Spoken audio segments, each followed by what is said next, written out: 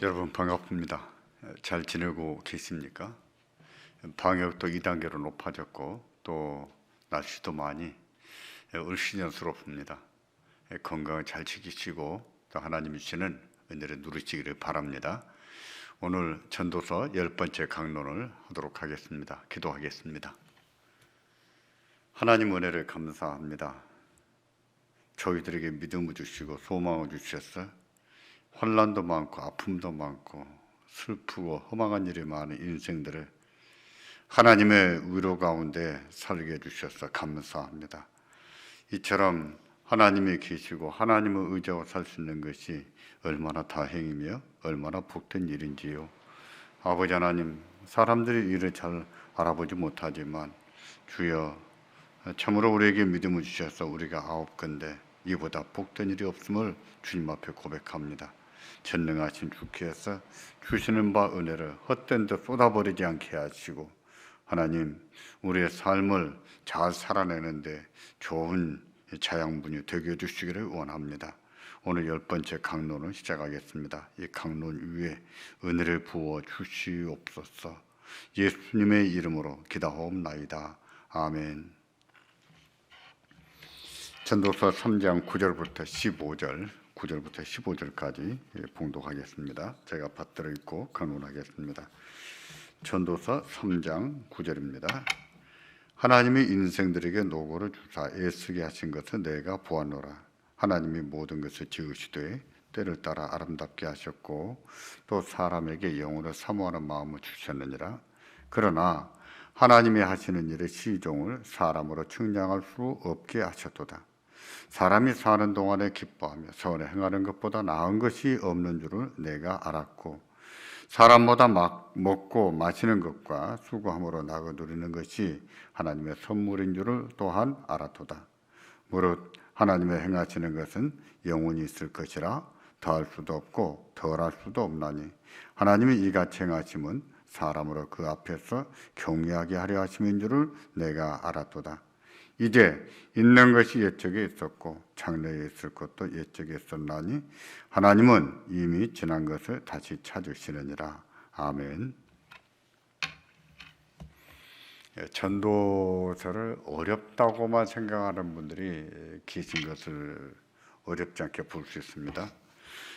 하지만 내용을 읽어보면 또 내용을 파악을 해보면 사실 그렇지 않은 것을 알 수가 있습니다. 물론 원문을 연구하는 구약학자들은 전도서를 이해하는 것이 가장 난해하다 이런 말들을 하는 것을 들어보았습니다. 하지만 그 내용들을 보면 대단히 흥미롭습니다. 재미가 있어요. 그것은 우리 삶에 관한 얘기거든요. 우리가 고뇌하며 번민하며 의문을 품으면서 사는 문제들을 다루고 있거든요. 그래서 전도서를 읽다 보면은 어렵게 느껴지기보다는 맞아, 정말 그런 것 같아 하는 공감이 훨씬 더 많이 일어난 것을 볼 수 있습니다. 그리고 전도서를 잘 읽고 배우다 보면은 그 어떤 말보다 위로가 돼요. 위로가 됩니다. 전도서 강론을 하면서 제가 자주 듣게 되는 말 중에 하나가 목사님, 전도서 강론을 통해서 참 위로받습니다. 참 위로가 됩니다. 하는 말들을 듣습니다. 정말 그렇습니다. 우리 삶에 관한 이야기거든요. 우리가 고민하며 번민하는 문제들이거든요. 우리에게 깊이 공감을 불러일으킬 수 있는 말씀들을 하고 있거든요. 그래서 위로가 됩니다. 무엇보다도 하나님이 계시거든요. 전도서는 하나님에 대해서 참 많은 것을 증거합니다. 전도서는 인생을 허무하다고 합니다. 그리고 어떻게 허무한지 낱낱이 증명해 보입니다. 인생이 얼마나 허무한지 사는 것이 의미가 없는 것처럼 말하기도 해요. 그렇다고 인생은 의미가 없는 것이 아니라고 합니다.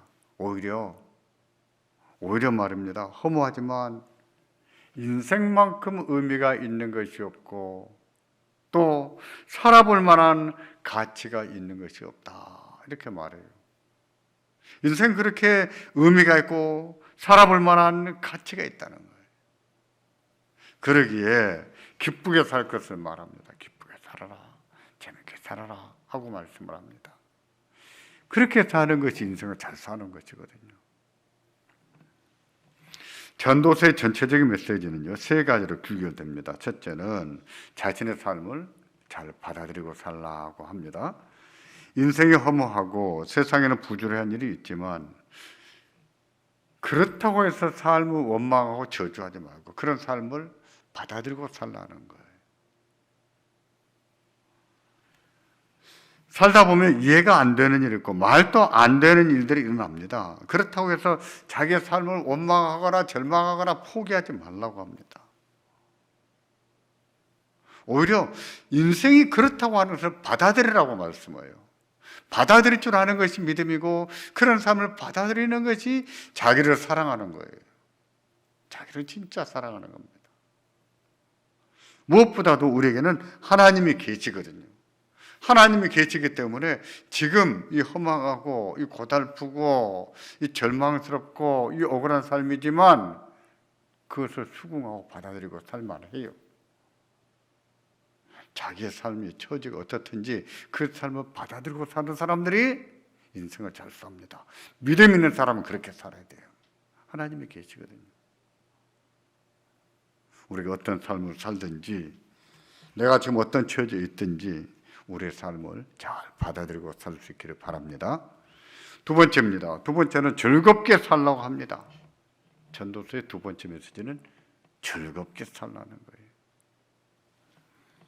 즐겁게 사는 것은 자신의 삶을 보다 더 잘 받아들이는 방식 중에 하나입니다. 인생을 잘 받아들이고 살아야 되는데 허망하지만 억울하지만 아프지만 그 삶을 기쁘게 살 줄 알아라. 기쁘게 살 줄 알아라. 그게 믿음이라는 거예요. 이것을 얼마나 강조하는지 이것보다 중요한 것이 없다고 말합니다. 이것보다 중요한 것이 없다는 형식으로 얼마나 강조하는지 모릅니다. 정말 기쁘게 사십시오. 재밌게 사세요. 짜증스럽고 원망스럽고 힘들 때가 있어요. 그럼에도 불구하고 기쁘게 살아야 됩니다. 왜요? 우리에게는 하나님의 위로가 계시거든요. 하나님이 계세요. 즐겁게 사는 것도 한계가 있다지만 즐겁게 사는 것은요, 하나님이 주시는 복을 누리고 사는 겁니다. 복을 누리는 거예요. 그러므로 인생이 허무하고 세상이 아무리 부조리하다고 해도 기쁘게 사시기를 바랍니다. 즐겁게 사시기를 바랍니다. 세 번째는 하나님을 경외하라고 합니다. 하나님을 경외하는 것은 즐겁게 사는 것보다 자신의 삶을 더 잘 받아들이는 것입니다. 인생이 허무하고 인생에는 부조리한 일이 있지만 그런 삶 가운데서도 하나님을 경외하는 믿음으로 살라고 합니다. 왜냐하면 허무한 인생을 주관하시는 분이 하나님이시거든요. 그 주권이 하나님께 있어요. 하나님께. 부조리한 세상을 통제하시는 분은 하나님이세요. 이 말도 안 되는 세상을 항상 붙들고 통제하고 계시는 분이 하나님이시거든요.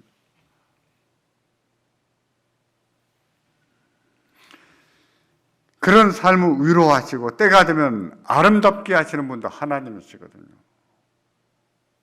하나님이세요. 고달프고 아픈 삶을 이겨나가는 지혜, 용기, 능력도 하나님으로부터 나옵니다. 무엇보다도 모든 것을 끝장내버린 것이 있어요. 무엇입니까? 죽음이에요. 허무의 궁극적인 실체는 죽음이에요. 모든 것을 허망하게 끝내버립니다. 근데 그 죽음을 이기게 하는 분이 누구세요? 하나님이세요. 하나님이 살아계셔서 오늘도 우리 가운데 함께 하시거든요. 우리와 함께 하시거든요. 그래서 삶이 아플지라도 허망할지라도 고달플지라도 억울할지라도 그런 삶 가운데서 기쁘게 살고 더 나아가서 하나님을 경외하며 살라고 합니다. 그렇게 살 줄 아는 것이 믿음이에요. 그게 믿음입니다. 믿음은 그런 모습으로 나타나야 됩니다. 오늘은 3장 9절부터 15절까지를 선고하겠습니다.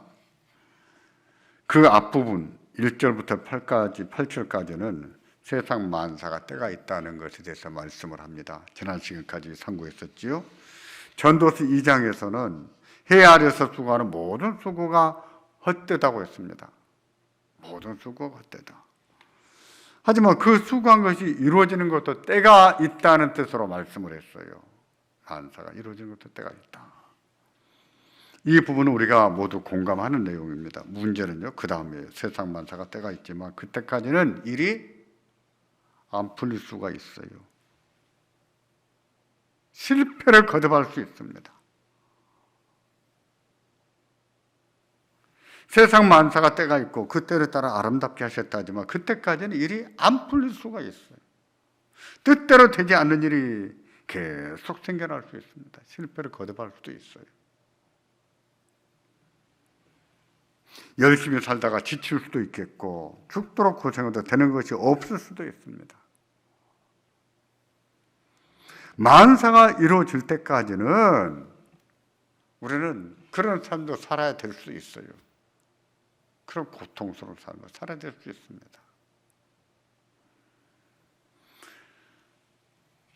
사람들은 고생을 싫어합니다. 고생 없이 살고 싶어 합니다. 그러나 그런 인생은 없습니다. 그런 인생을 꿈꾸지 마십시오. 아픔도 없고 슬픔도 없고 고통도 없는 인생, 그런 인생은 없어요. 고생이 없는 인생은 없습니다. 그런 기도를 하시는 분들이 있는데 아주 그건 욕심이에요, 욕심. 고생하면서 사는 것이 인생이에요. 고생하면서 뜻을 이루고 고생하면서 꿈을 이루고 사는 것이 인생입니다. 하나님께서는 그렇게 만드셨어요, 인생을. 그래서 3장 10절에 보시면 이처럼 말씀하십니다. 하나님이 인생들에게 노고를 주사 애쓰게 하신 것을 내가 보았다. 그런 고생이 어디서 오는가? 왜 이렇게 고생하고 사는가? 그렇게 수고하고 애쓰고 사는 것이 다 하나님으로부터 오더라는 겁니다. 하나님께서 만사를 이루실 때까지는 고생하며 애쓰며 살게 하셨다는 뜻입니다. 그런데 힘들다고 고생을 회피하면 되겠습니까? 약삭 빠르게만 살면 되겠습니까? 그냥 한탕만 바라보고 살면 되겠습니까? 그렇게 사는 것은 믿음으로 사는 것이 아닙니다. 눈물 나기 힘들어도 열심히 살아야 됩니다. 참아가면서 희망을 품고 열심히 살아야 돼요. 다시 말씀드리지만 하나님의 위로가 있거든요. 하나님의 위로가 있으므로 그런 삶을 살아야 되지만 기쁘게 살아야 되고 그런 삶 가운데서도 하나님을 경외하면서 살아야 돼요. 믿음이에요. 그게 믿음이에요.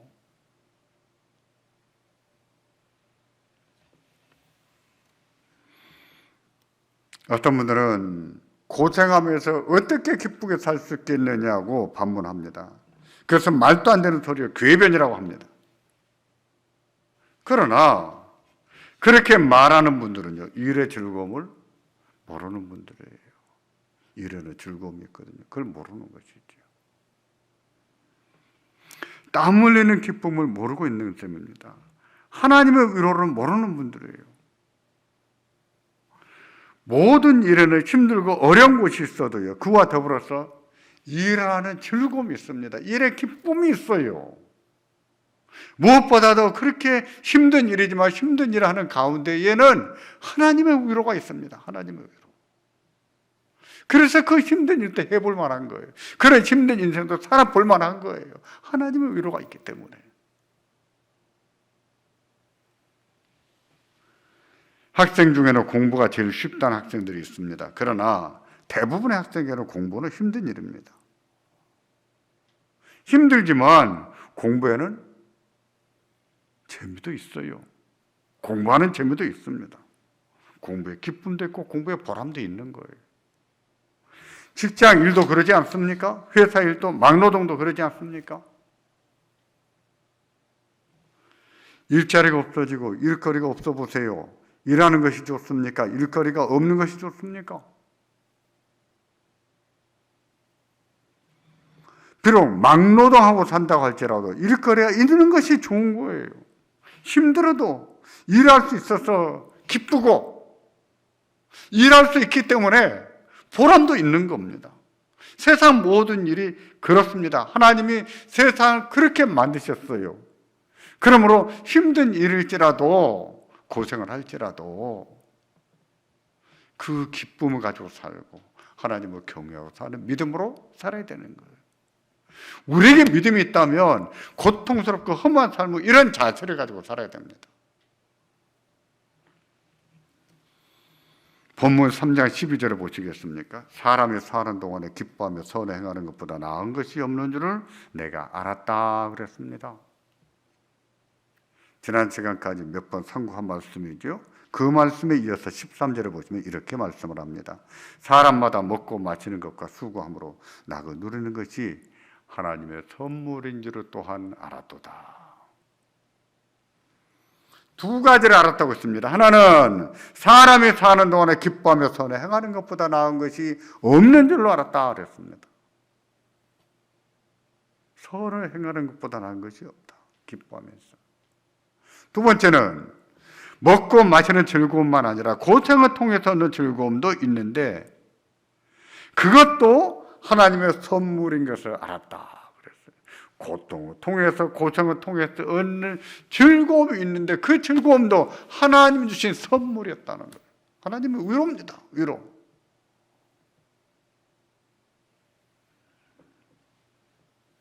그렇습니다. 고생에는 기쁨이 있습니다. 고생은 힘들고 짜증스러운 것이지만 그것만이 아닙니다. 기쁨도 있고 보람도 있는 거예요. 그것은요 하나님의 주신 선물입니다. 그러므로 고생하고 사는 것은 너무 이상하게 여기지 않기를 바랍니다. 힘들고 짜증스럽게만 여기지 않기를 바랍니다. 물론 짜증날 때가 있겠죠. 힘들 때가 있겠죠. 원망스러울 때가 있겠죠. 원망이 터져나올 때가 있겠죠. 잠깐 그러하실지라도 그럼에도 불구하고 이 삶을, 이 허망한 삶을 하나님이 붙들고 계시고 위로하고 계신다. 이런 것을 생각하시기 바랍니다. 믿으시기를 바랍니다. 정말 그렇습니다.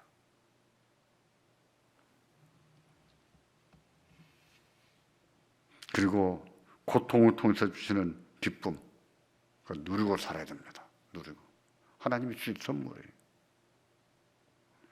이걸 누리고 사는 것보다 중요한 것이 없어요. 그것은 허무 가운데서 허무를 이겨나가는 위로 가운데 하나입니다. 우리가 사는 것이 고달프고 힘들어도 견뎌야 하는 것보다 보다 분명한 이유가 있습니다. 고달파도 왜 견뎌야 되는가? 분명한 이유가 있다는 거예요. 3장 11절이 이를 말씀하는데 함께 보겠습니다. 하나님이 모든 것을 지으시되 때를 따라 아름답게 하셨고 또 사람에게 영혼을 사모하는 마음을 주셨느니라. 그러나 하나님이 하시는 일의 시종을 사람으로 측량할 수 없게 하셨도다. 세상 만사가 때가 있는데 그 때를 따라 아름답게 하셨다고 했습니다. 비록 하나님께서 인생의 노고를 주사 애쓰고 고생하며 살게 하셨지만 때가 되면 아름답게 하셨다 그랬어요. 다시 말해서 하는 일이 힘들고 고생돼도 정직하게 열심히 살다 보면 좋은 날이 있다는 뜻이죠. 비록 지금은 낙심이 되고 죽을 것만 같아도 믿음을 가지고 의롭게 살라는 것입니다. 열심히 살라는 거예요. 그렇게 살다 보면 좋은 날이 있을 것이다 하고 말씀하는 거예요. 누가 그렇게 하셨습니까? 하나님이 그렇게 하셨어요. 그걸 믿고 사셔야 됩니다. 그걸 믿고 사는 것이 믿음이에요. 그걸 믿고 사는 것이 하나님의 주권을 인정해드리고 사는 겁니다. 그렇다면 고생을 견디며 살아야 되지 않겠습니까? 맞습니다. 그래야 됩니다. 죽고 싶어도 견디고 살아야 돼요. 힘들어도 견디고 살아야 됩니다. 절망하지 말고 포기하지 말고 하나님께서 아름답게 하셨다 그랬습니다. 이 고생도 나에게만 주신 것이 아니에요. 다 인생에 다 그래요. 그런데 그 고생 가운데서도 하나님의 위로가 있다고 했습니다. 만사를 때를 따라 아름답게 하셨다고 했어요. 그렇다면 그 말씀을 읽고 하나님을 믿고 견뎌야 되는 거 아닙니까? 맞습니다. 견딜 줄 알아야 됩니다. 견딜 줄 아는 것이 믿음이에요. 하나님의 주권을 인정해드리고 사는 것이지요.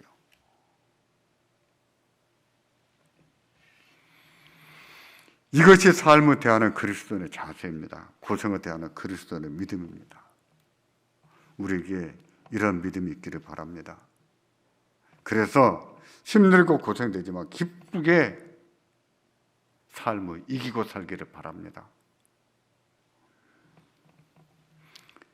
그런데 하나님은 세상 모든 일을 왜 그렇게 만드셨을까요? 왜 그렇게 힘들게 만드셨을까요?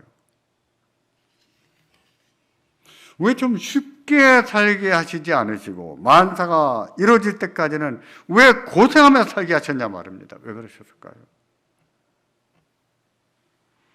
물론 세상 일에는 쉬운 것도 있습니다. 쉽게 이루어지는 것도 있어요. 하지만 반드시 고생을 해야만 이룰 수 있는 일도 있습니다. 고생 없이는 되지 않는 일들이 많아요. 많습니다. 그런 일이 많아요. 그런데 왜 그렇게 고생하며 살게 하셨냐 말입니다. 그 이유를 본문 3장 14절에 보시면 이처럼 말씀을 합니다. 무릇 하나님의 행하시는 것은 영원히 있을 것이라 더할 수도 없고 덜할 수도 없나니 하나님이 이같이 행하심은 사람으로 그 앞에서 경외하게 하려 함인 줄을 내가 알았도다. 인간은 완전한 존재도 아니고 전능한 존재도 아닙니다. 인간은 불완전하고 유한하고 무능한 존재예요. 우리와는 반대로 하나님은 인간이 측량할 수 없는 분이세요. 무한하시고 완전하신 분입니다. 전능하신 하나님이세요. 그래서 하나님께서 하시는 일을 인간이 무엇을 더하거나 덜할 수가 없어요. 인간이 무엇을 바꿔놓을 수가 없단 말입니다. 하나님의 뜻이 반드시 이루어지게 돼 있다는 거예요.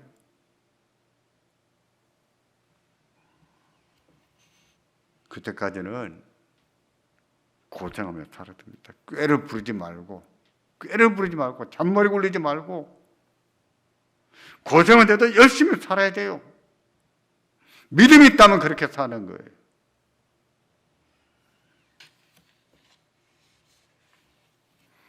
그렇게 하시는 이유는 무엇이라고 했는가? 14절 하반절이 그 대답이에요. 같이 보겠습니다. 하나님이 이같이 행하심은 사람으로 그 앞에서 경외하게 하려는 줄을 내가 알았도다. 하나님이 그렇게 만드신 이유는 사람으로 하나님 앞에서 하나님을 경외하게 만들려고 그러셨다는 거예요. 하나님을 두려워하고 존경하게 하려고 만사를 때를 따라 정해 두셨다는 뜻입니다. 인간이 아무리 바꿔놓으려 해도 바꿔질 수 없게 하셨다는 뜻이에요. 그때까지는 고생하며 살게 하셨다는 뜻이에요. 그러므로 인간의 유한함을 알고 하나님을 경외하는 믿음으로 살라는 거예요. 힘들고 괴롭거든 하나님이 계신 것을 알고 하나님을 의지하고 살라는 겁니다. 인생을 이렇게 허망하게 고통스럽게 주셨다면 그걸로 끝내지 않고 하나님은 많은 위로를 주십니다. 그러시면서 하나님을 의지하며 살게 하려고 합니다. 내가 있잖아, 나를 의지하고 살아라 하면서 하나님이 자기를 나타내셨어요.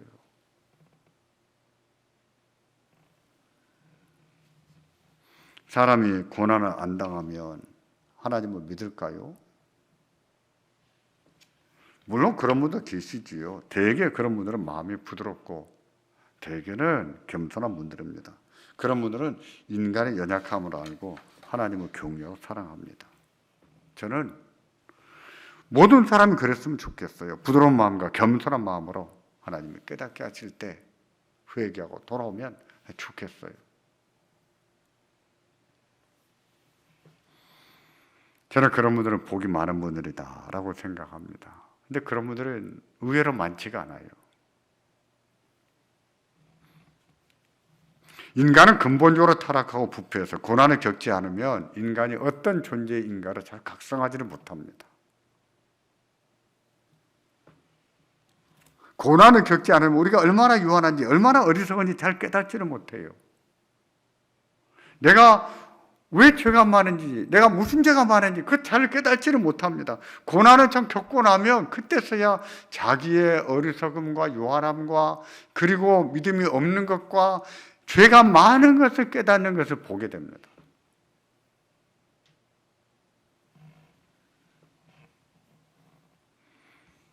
하나님께서 은혜를 주셔도 그 은혜를 무시해버리고 경멸하고 사는 분들이 계세요. 그러면서 끝까지 자기가 옳다고 믿고 사는 분들이 계십니다. 자기가 하나님보다 더 옳은 것처럼 생각하는 것이죠. 그게 인생이거든요. 그래서 하나님께서 은혜를 주셔도 하나님을 경외하지 않아요. 이게 인간의 본성입니다. 그런 사람은 어떻게 해야 될까요? 어떻게 하나님께로 돌아올까요? 그런 사람은 고난을 많이 당해야 합니다. 고난을. 지난 시간에 말씀드린 것처럼 고난을 당했다고 해서 다 하나님께로 돌아오지는 않아요. 고난을 당하면 하나님보다 사람을 더 의지하려고 하는 사람들이 있어요. 힘 있는 사람, 능력 있는 사람, 해결사, 능력자, 그런 사람들을 찾아다니지요. 어리석은 짓입니다. 어리석은 거예요. 그러다가 한계를 느끼지요. 나를 도와줄 사람이 아무도 없구나. 그걸 느끼게 되지요. 고난이 깊어지면 그때서야 하나님을 찾습니다. 하나님, 저 좀 살려주세요. 하나님을 찾게 된 것을 볼 수 있죠.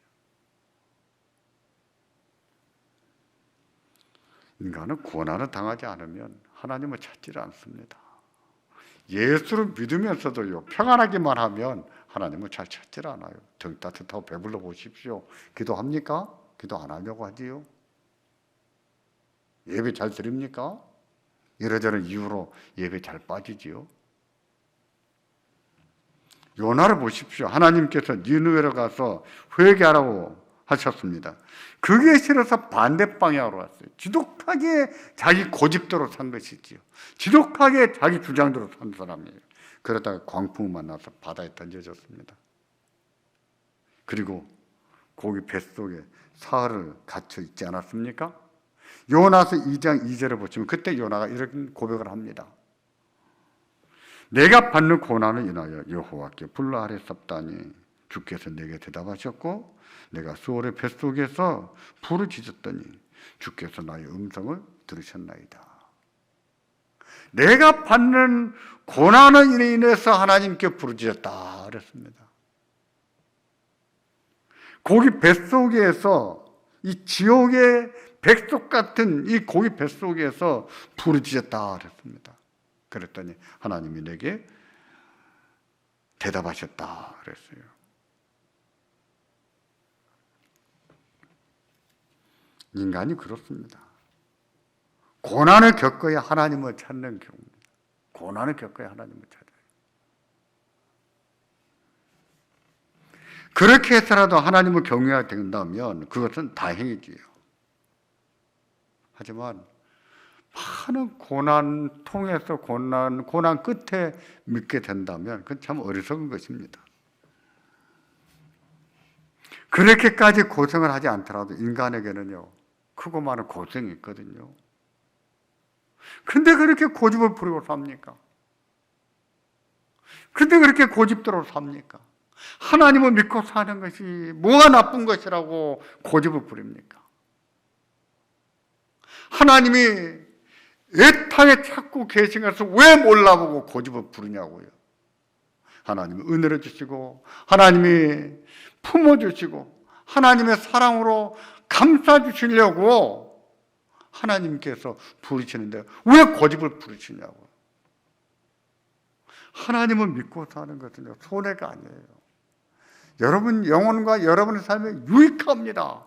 복된 일이에요. 복이에요. 고집 부리지 마세요. 고난 당합니까? 사는 게 힘듭니까? 내가 내 때로 살아봤으니 이제는 하나님께로 돌아가자. 그처럼 생각하십시오. 맞아요. 그런 사건들을 통해서 하나님 또 부르십니다. 부르세요. 우리에게는 그렇게 큰 고통이 아니더라도 작은 고생들이 많이 있습니다. 우리의 수고하고 애쓰는 것들이 이루어질 때까지는 그런 고생도 다 하며 살아야 됩니다. 하지만 기억하십시오. 힘은 들지만, 낙심은 되지만, 신세가 한탄스럽고 원망스럽지만 그런 삶 가운데서도 하나님이 함께 계신다는 것을 기억하시기 바랍니다. 그런 여러분들을 위로하시고 붙드시고 도우시고 축복하신 것을 믿으시기를 바랍니다. 믿고 인내하십시오. 인내하고 열심히 사시고 정직하게 사시고 의롭게 사십시오. 때가 되면 하나님이 다 아름답게 하실 거예요. 그리고 하나님을 경외하는 믿음으로 사시기를 바랍니다. 살아계신 하나님이 있어요. 그 하나님이 여러분의 영혼을 찾고 계십니다. 여러분의 구원해 보고 주시고자 하십니다. 하나님 주시는 은혜를 누리고 사는 여러분과 제가 되기를 주의 이름으로 축원합니다. 기도하겠습니다. 전능하신 하나님, 세상 만사가 때가 있고 그때까지는 수고하며 살아야 되게 하는 것이 다 하나님의 섭리라고 했습니다. 하나님이 인생 그렇게 지으신 것은 하나님을 경외하게 하기 위함이라고 하셨는데, 하나님, 고난이 없고서야 인간이 죄를 깨닫겠습니까? 고난이 없고서야 어찌 하나님께로 돌아오려고 하겠습니까? 인간의 완악함을 보나 어리석음을 보나 참으로 그러지 않는 것을 보게 됩니다. 그런 사실을 볼 때 우리에게는 고난이 필요하다는 사실도 알게 하시고, 하나님, 이 고난을 통한 하나님의 섭리가 있는 것도 기억하게 도와주시기를 원합니다. 전능하신 주여, 참으로 이 힘겹고 고달픈 삶을 살 때 우리들을 응원하시고 위로하시고 축복하시는 하나님이 계신다는 것을 알고 하나님께로 돌아오는 은혜가 있게 하시고 하나님을 의지하는 믿음으로 살게 해주시기를 원합니다. 감사합니다. 예수님의 이름으로 기도하옵나이다. 아멘. 10번째 강로 마쳤습니다.